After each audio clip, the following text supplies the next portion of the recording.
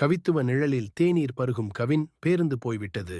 இனி தேநீர் பருகலாம் நிதானமாக. சமீபத்தில் விஸ்வநாதன் அவர்களின் முகநூல் பதிவில் இந்த ஹைக்கூ படித்தேன். மற்றவர்கள் கவனிக்காத ஒரு சிறிய விஷயத்தையும் ஹைக்கூ எழுதுபவர்கள் கவனிக்கிறார்கள். ஒரு நீர்நிலையில் ஏதோ ஒன்று விழுந்து சிற்றலை உருவாகிறது. ஹைக்கூ எழுதுபவர்கள் இதை மட்டும் கவனிப்பதில்லை, மாறாக அந்த நீரின் ஆழத்தில் சிற்றலையின் வடிவில் ஒளி விரிவடைவதையும் உற்று கவனிக்கிறார்கள். சமீபத்தில் இவரின் தேசாந்திரியின் தேநீர் என்ற ஹைக்கூ புத்தகம் வாசித்தேன். இவரின் ஹைக்கூ கவிதைகள் பற்றி மலையாள எழுத்தாளர் பால் சக்கரியா கீழ்வருமாறு குறிப்பிடுகிறார். கவினின் ஹைக்கூக்கள் அழகும் உண்மையும் ஆச்சரியமான வெளிப்பாடுகளும் நிறைந்த குறுஞ்சிறு உலகங்கள். ஒவ்வொரு ஹைக்கூவும் கவனமாற்றத்தால் முழுமை பெறும் ஒரு திடீர் வெளிப்பாட்டை, ஆழ்ந்த கணத்தின் பார்வையை கொண்டிருக்கின்றன. ஹைக்கூவை புரிந்து கொள்ள விரும்புபவர்களுக்கு கவினின் குறிப்பிலிருந்து சில முக்கியமான வரிகள் இங்கே தருகிறேன். பயணங்களிலும் தனிமைக்கால கிராமத்து இருப்பிலும் நேரடியாக பார்த்து உணர்ந்து எழுதப்பட்டவை ஹைக்கூகள். புனைவாகவோ நினைவின் தொகுப்பிலிருந்தோ இனி ஹைக்கூக்களை எழுதுவதில்லை. முதன்மையாக ஹைக்கூ கணங்களை மட்டுமே முன்னிறுத்தி வெளிப்படுகின்றன. தன் வடிவத்தினை அந்த குறிப்பிட்ட ஹைக்கூவே தெரிவு செய்து கொள்ளும். ஆனாலும் வடிவப் பொழிதல் குறித்து நாம் இன்னும் செறிவுக்கு நகர வேண்டிய அவசியமிருக்கிறது. அந்த அவசியம் ஹைக்கூவை உளப்பூர்வமாக கைக்கொள்வதற்கு வழிவகை செய்யும் என்பது நம்பிக்கை. இந்த ஹைக்கூ மிக எளிய சொற்களில் நம் வாழ்க்கையின் ஒரு ஆழமான உண்மையை வெளிப்படுத்திவிடுகிறது அல்லது உணர வைக்கிறது. உண்மையில் ஹைக்கூ வார்த்தைகளில் இல்லை, அந்த வார்த்தைகளை கடந்து பார்க்கும்போதுதான் ஹைக்கூவின் அர்த்தங்கள் புரிகின்றன. ஒரு பயணியாக இருந்தால்தான் ஹைக்கூ எழுத முடியும். ஒரு பேருந்து நிறுத்தமும் அருகில் ஒரு தேநீர் கடையும் ஒரு காட்சியாக நம் கண்முன் விரிகிறது. இந்த ஹைக்கூ என்ன சொல்ல வருகிறது?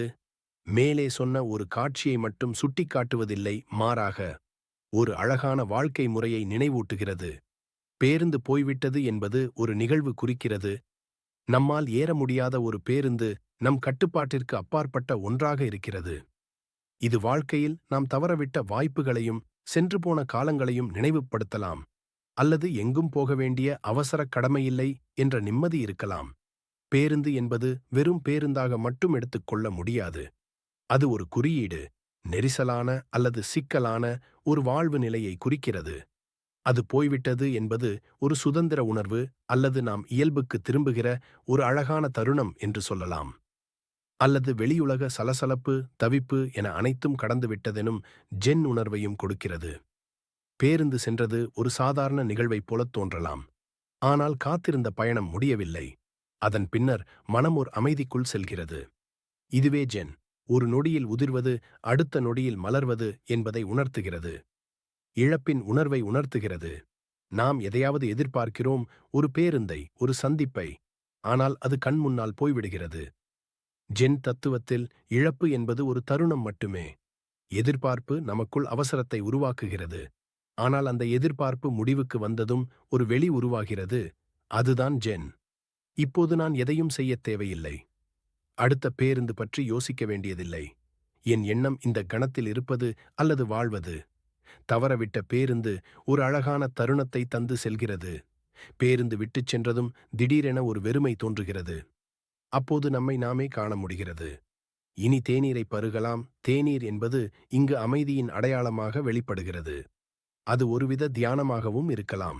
இனி தேநீரை பருகலாம் என்ற வரி பேருந்து பயணத்தை விட்டுவிட்டு நம் உள் பயணத்திற்கு திரும்புவதை பற்றி பேசுகிறது.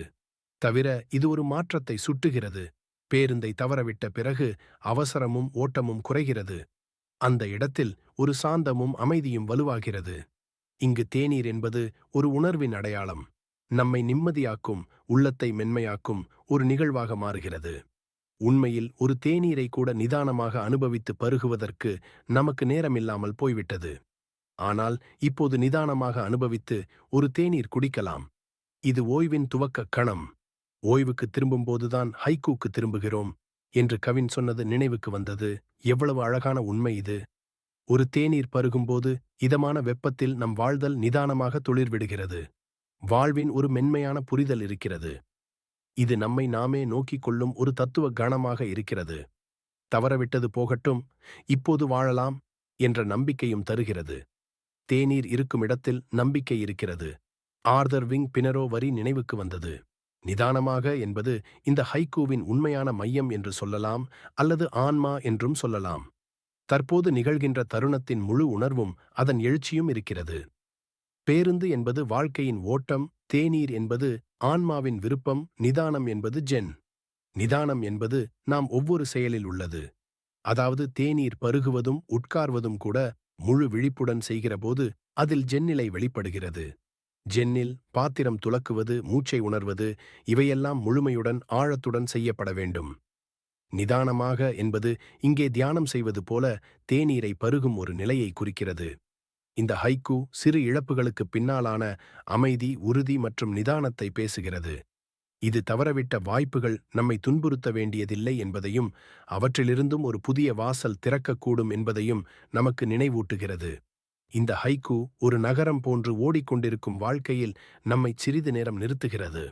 ஒரே ஒரு பேருந்து போனது என்ற காரணத்தால் நம் வாழ்க்கை நிலை குலைந்து போய்விடாது.